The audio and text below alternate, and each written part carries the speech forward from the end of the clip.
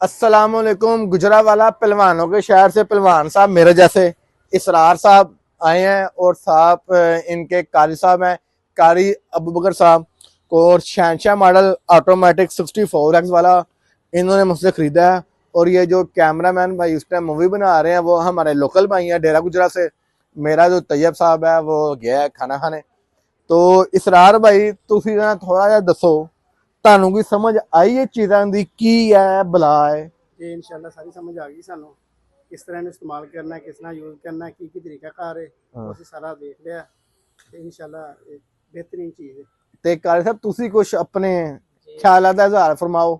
ਜੀ ਅਲਹਮਦੁਲਿਲਾ ਤੁਸੀਂ ਅੱਛਾ ਗਾਈਡ ਕੀਤਾ ਤੇ ਜਿਹਦੀ ਵਜ੍ਹਾ ਤੋਂ ਅਸੀਂ ਇੱਥੇ ਹੀ ਆਏ ਹਾਂ ਇੰਨੀ ਦੂਰੋਂ तो पसंद भी आई है चीज़ भी। ਕੋਈ ਨੇਕ ਖਵਾਇਸ਼ਾਂ ਦਾ ਇਜ਼ਹਾਰ बाकी ਬੰਦਾ ਨਚੀਜ਼ ਵਾਸਤੇ ਤੁਸੀਂ ਮਾਸ਼ਾਅੱਲਾ ਇਮਾਮ ਹੋ, अल्लाह ਕੋਈ ताला ਦੁਆ ਸ਼ੁਆ ਦੋ। मज़ीद ਮੈਂ ਦੁਆ ਕਰਾਂਗਾ ਤੁਹਾਡੇ ਚੂਹੇ ਸਾਰੇ ਨਿਕਲਣ।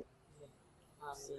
अल्लाह ताला मज़ीद ताली बरकत अता फरमाए, मेहरबानी। ताली जेह्ड़ी कारोबार दे विच बरकत अता आमीन। फरमाए। अच्छा जी, चूजा अंडे के अंदर रूह डालना अल्लाह ताला का काम है। रूह डालना अल्लाह ताला का काम है।